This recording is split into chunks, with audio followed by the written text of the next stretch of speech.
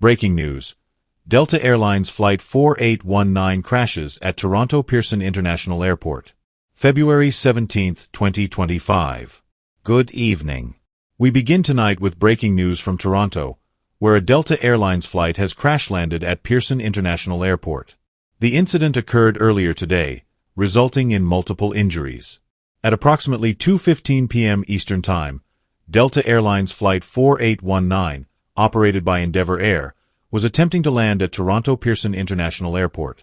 The aircraft, a Bombardier CRJ-900LR, had departed from Minneapolis-St. Paul International Airport earlier in the day.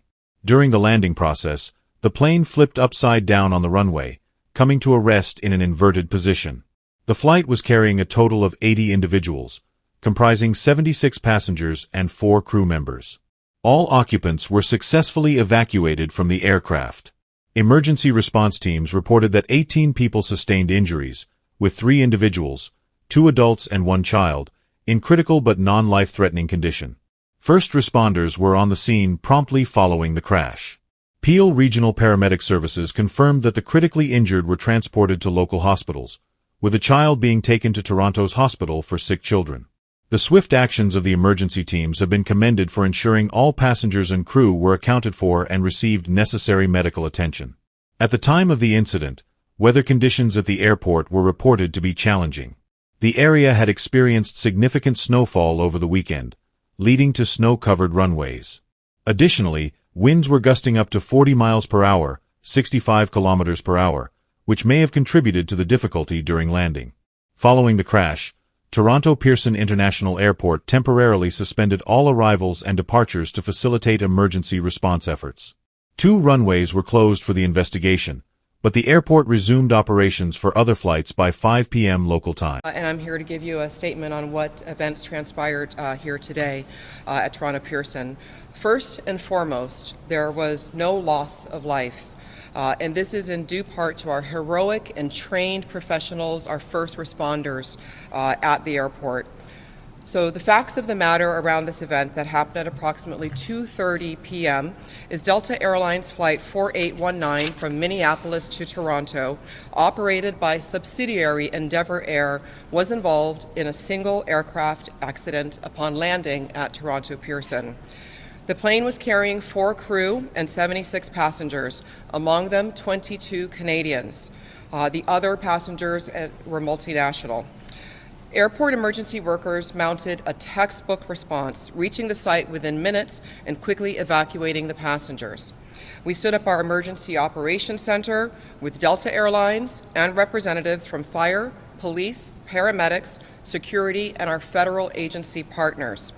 Again, there were no fatalities. 17 injured passengers were quickly taken to local area hospitals. At this time, we do not know of any of those passengers having critical injuries. We immediately halted further arrivals and departures on our remaining 3 runways.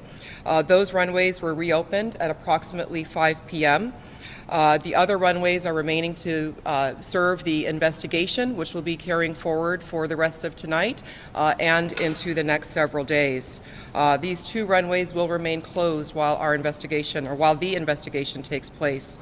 Again, we are very grateful that there was no loss of life and relatively minor injuries. We are very focused on the care and the concern and the passengers and the crew, some of whom have already been reunified with their friends and their families. Others we have in a comfortable place right here at the airport in an environment where they're getting a lot of care and support from my staff. Delta Airlines is also continuing to provide customer care and information for passengers.